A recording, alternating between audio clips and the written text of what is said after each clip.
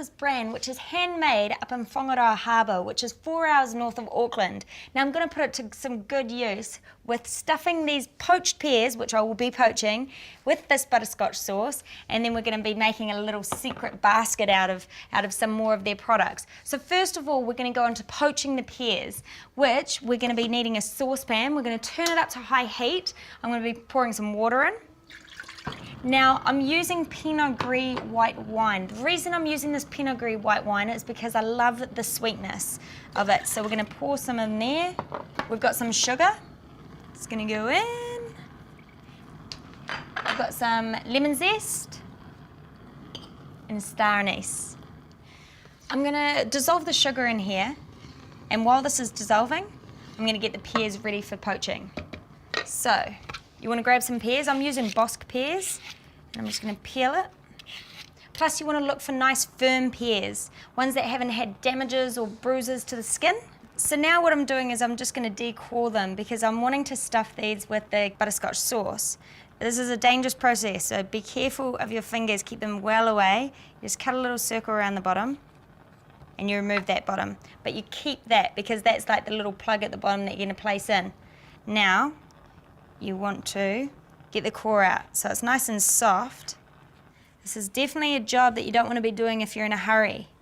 So just take your time. So cut around. Well, I know there's corers out there, but this is how I do it.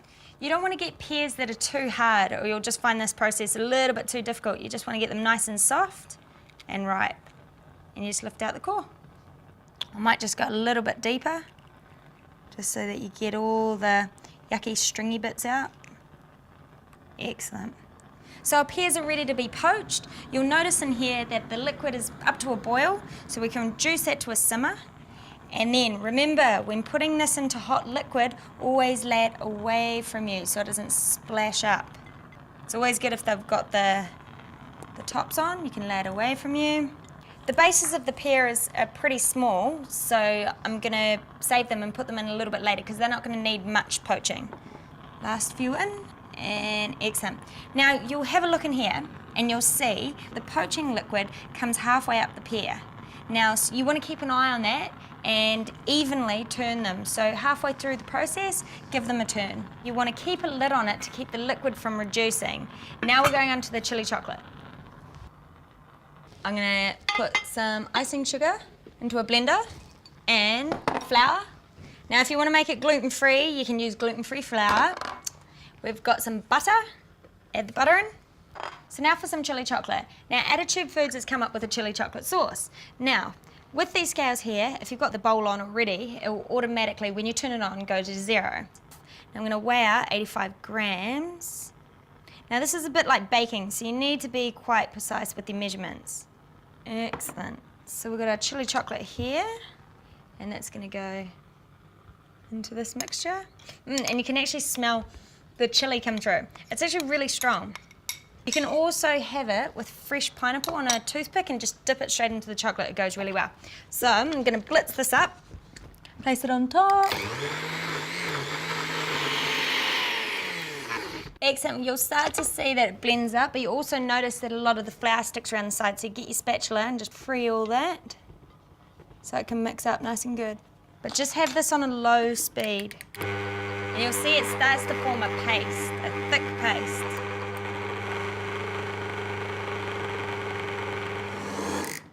Now that it's all mixed up, you just want to make sure that you get no little bits of flour left over.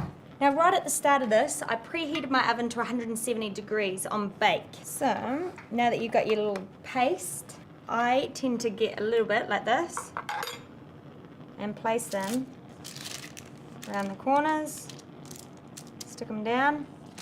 So the whole reason I do this is so that your baking paper doesn't flap around in the oven. Now, another little tip is do 1 basket to 1 piece of baking paper. Don't try and put 2 or 3 or 4 on the same baking paper because you'll see why. So I've got 1 bit of baking paper here. So you want to grab a bit, don't make it too big. Little ball, just like that, place it in the middle and just flatten it out. Now I tend to make it fatter slightly on the outside and thinner in the middle, but make sure that you don't break it. Don't put it too close to the edge of the baking paper because they do spread out while cooking. Now this is ready to go in the oven.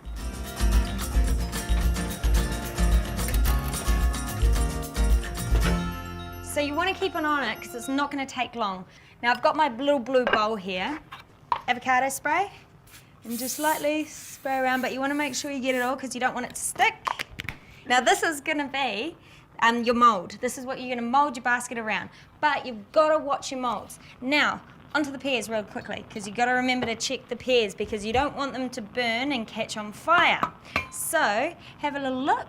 So you give them a good turn, there you go, and you make sure that they're getting evenly poached all the way around, but be careful with them, be gentle because they are going to be nice and soft. Cover it back up, don't leave the lid off. That's ready to go. Let's go check on our little baskets cooking. Ooh, they're starting to bubble.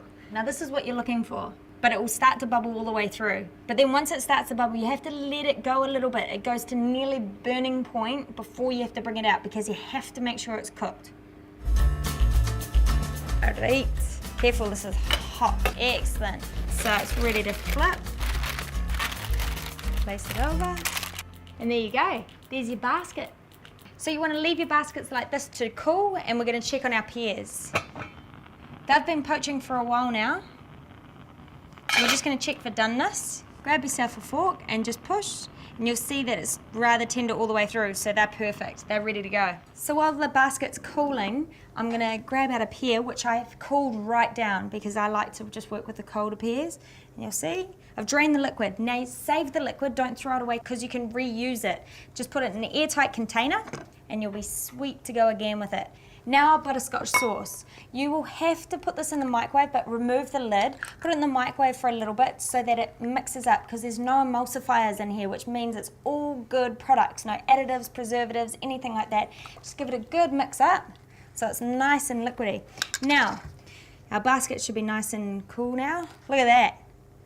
Perfect. And you'll find, listen, it's hard, okay, hard as rock. But you have to move quickly because remember what I said, you've got the bottom, and we're going to be filling this up with butterscotch sauce. Oh yeah, look at that goodness.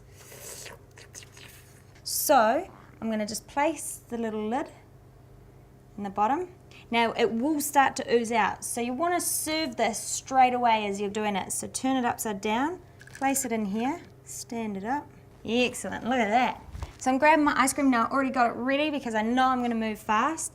Place a clump of ice cream there. Actually, I'm going to go 2 because I love ice cream. Just like that.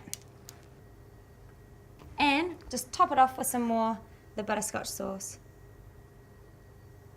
Voila! Look at that. And there you have it, your poached stuffed butterscotch pears with some vanilla ice cream and a chili chocolate basket.